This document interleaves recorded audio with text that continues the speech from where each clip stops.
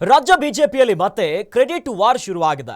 ವಕ್ಫ್ ವಿಚಾರದ ಹೋರಾಟದಲ್ಲಿ BJP rebels versus BJP ಮಧ್ಯೆ ಪೈಪೋಟಿ ಜೋರಾಗಿತ್ತು. ಇದೀಗ ಮತ್ತೊಂದು ವಿಚಾರಕ್ಕೆ ಮತ್ತೆ ಎರಡು ತಂಡಗಳು ಜಟಾಪಟಿಗೆ ಬಿದ್ದಿವೆ. ಹಾಗಾದ್ರೆ ಯಾವ ವಿಚಾರಕ್ಕೆ ಕಮಲ ಪಾಳ್ಯದಲ್ಲಿ ಮತ್ತೆ ಕ್ರೆಡಿಟ್ ವಾರ್ ಆಗ್ತಾ ಇದೆ ಅಂತೀರಾ? ಎಲ್ಲಿದೆ ನೋಡಿ ಡೀಟೇಲ್ಸ್.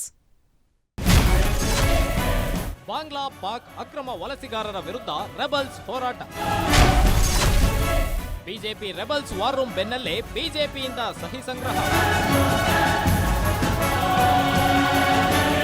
ಪಹಲ್ಗಾಮ್ ದಾಳಿ ಬಳಿಕ ಎಲ್ಲಾ ರಾಜ್ಯದಲ್ಲೂ ಅಕ್ರಮ ವಲಸಿಗರನ್ನ ಪತ್ತೆ ಹಚ್ಚುವ ಕೆಲಸ ಶುರುವಾಗಿದೆ.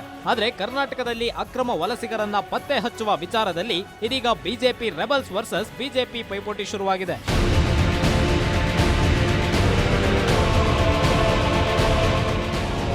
ಅಕ್ರಮ ವಲಸಿಗರ ವಿಚಾರದಲ್ಲಿ ಬಿಜೆಪಿಗಿಂತ ಅಸಮಾಧಾನಿತ ರೆಬಲ್ಸ್ ಒಂದು ಹೆಜ್ಜೆ ಮುಂದೆ ಹೋಗಿ war room ತೆರೆದಿದ್ದಾರೆ.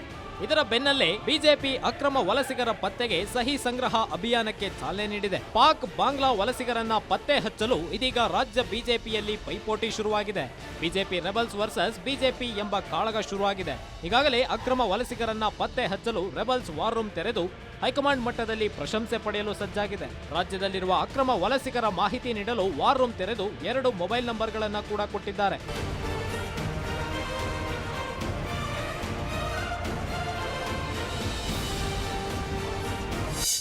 Rebels war room ತೆರೆದು ಯಶಸ್ವಿ ಹಾದಿಯಲ್ಲಿ ಸಾಕ್ತಿದ್ದಾರೆ ಎಂಬ ವಿಷಯ ತಿಳಿದ ಬಿಜೆಪಿ ಈಗ ಸಹಿ ಸಂಗ್ರಹಕ್ಕೆ ಮುಂದಾಗಿದೆ. ಕೇಂದ್ರ ಸಚಿವೆ ಶೋಭಾ ಕರಂದ್ಲಾಜೆ ಸಹಿ ಹಾಕಿ ಅಭಿಯಾನಕ್ಕೆ ಚಾಲನೆ ನೀಡಿದ್ದಾರೆ.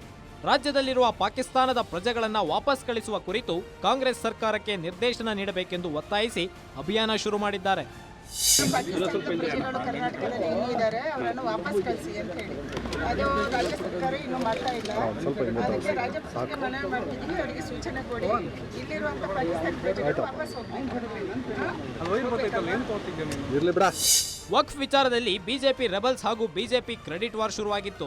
ಈಗ ಅದೇ ರೀತಿ ಅಕ್ರಮ ವಲಸಿಗರನ್ನ ಪತ್ತೆ ಹಚ್ಚುವ ವಿಚಾರದಲ್ಲಿ ಬಿಜೆಪಿಯಲ್ಲಿ ಮತ್ತೆ ಕ್ರೆಡಿಟ್ ವಾರ್ ಶುರುವಾಗಿದೆ. ವಕ್ಫ್ ವಿಚಾರದಲ್ಲಿ ರೆಬಲ್ಸ್ ಯಶಸ್ವಿಯಾದಂತೆ ಇಲ್ಲೂ ಯಶಸ್ವಿ ಆಗ್ತಾರಾ ಅಥವಾ ಬಿಜೆಪಿ ಎದುರು ಸೋತು ಸುಣ್ಣವಾಗ್ತಾರಾ ಎಂದು ಕಾದ್ ನೋಡಬೇಕಾಗಿದೆ. ಕವನ Shivanna, political bureau, guarantee news.